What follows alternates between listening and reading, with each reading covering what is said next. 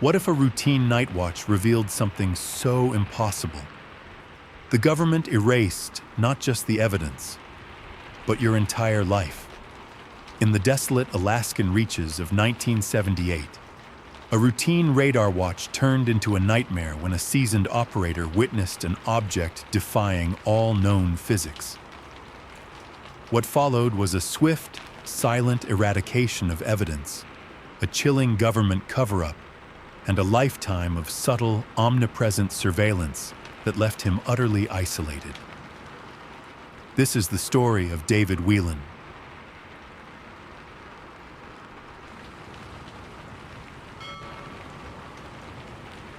I'm David Whelan, 72 now.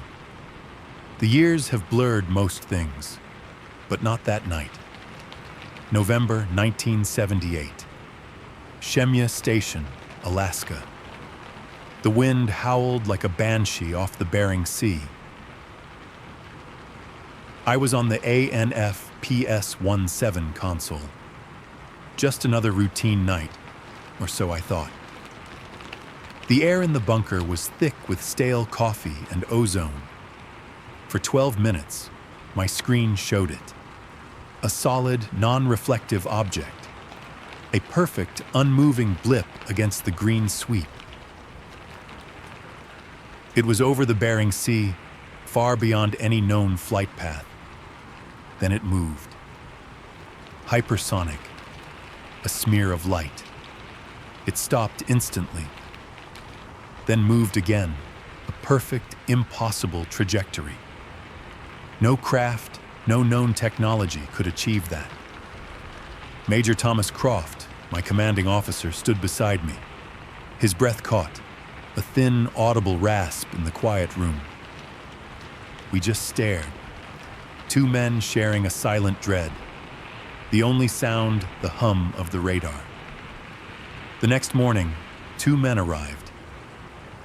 From a Department of Logistics Oversight in D.C., I'd never heard of it. They weren't soldiers. Their movements were too fluid, too precise, an unsettling efficiency. One of them, I remember distinctly, had no hair at all. Not even eyebrows or eyelashes. Just smooth, pale skin where hair should be. They didn't question us. Didn't ask about the anomaly. They went straight to the radar console. They worked with tools I'd never seen. Small, intricate instruments. Piece by piece, they disassembled my ANFPS-17. Silent, methodical. Like surgeons removing an unwanted growth. The hum of the machine died, replaced by quiet clicks. Then, just as silently, they installed a brand new unit. Identical. Untouched. As if nothing had ever happened. They presented me with a 12-page non-disclosure agreement. Crisp paper. I wasn't allowed to read it. The bald man watched me sign. His gaze was utterly devoid of warmth, like looking into polished stone. He just said the old unit had a manufacturer's defect.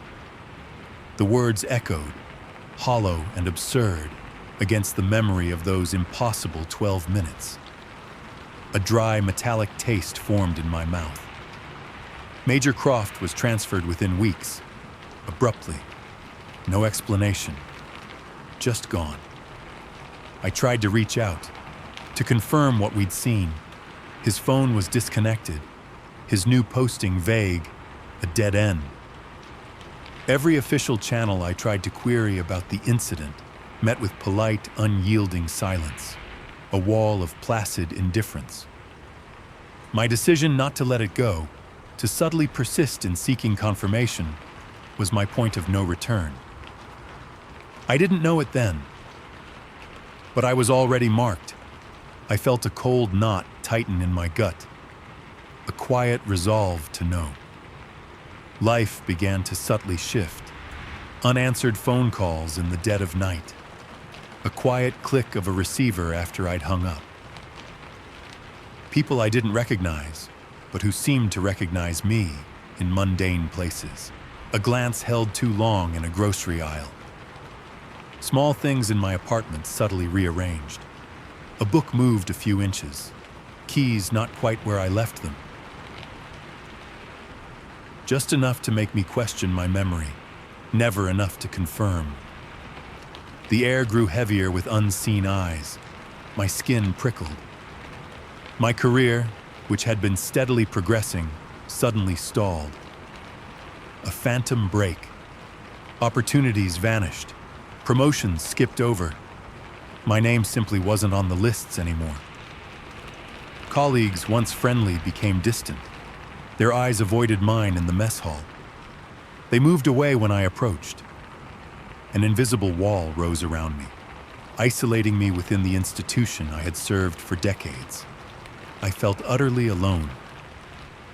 I tried to research the Department of Logistics Oversight, only a generic, practically untraceable government sub-agency.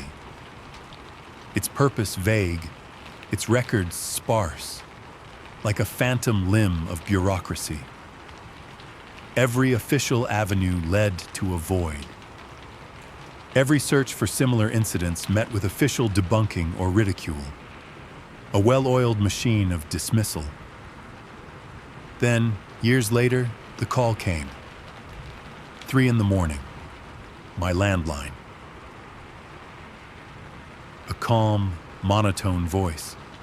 It recited a specific detail about the radar anomaly that only Major Croft and I could have known. No threats, no demands, just the chilling confirmation that I was known.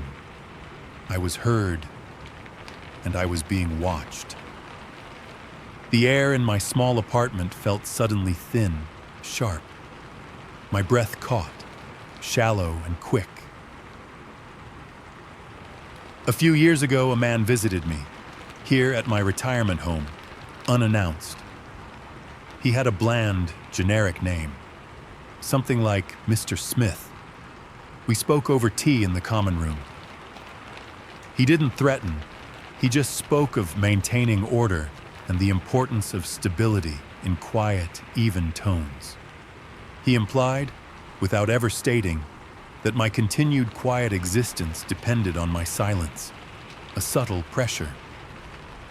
It was the crushing weight of their omnipresence, not a direct threat, that truly broke me.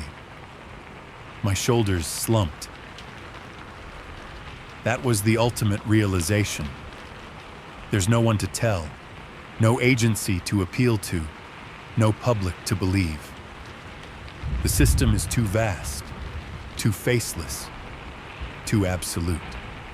My truth, once an undeniable fact, is utterly irrelevant to them. I'm a small, inconvenient anomaly in their meticulously ordered world, easily contained, easily dismissed. So here I am, 72, recounting a story that has haunted me for 45 years. The words feel like grit in my mouth. They won, of course. They always win. But the memory, the truth of what I saw and what they did to bury it, that remains within me. A silent testament to their chilling power, a constant dull ache behind my eyes. Even now, in this room, I feel it. The faint, almost imperceptible hum of their observation.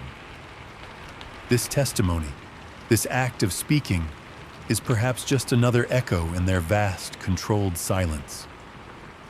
A ripple they allow, knowing it will disperse, unheeded, into the abyss they have so carefully constructed around the truth.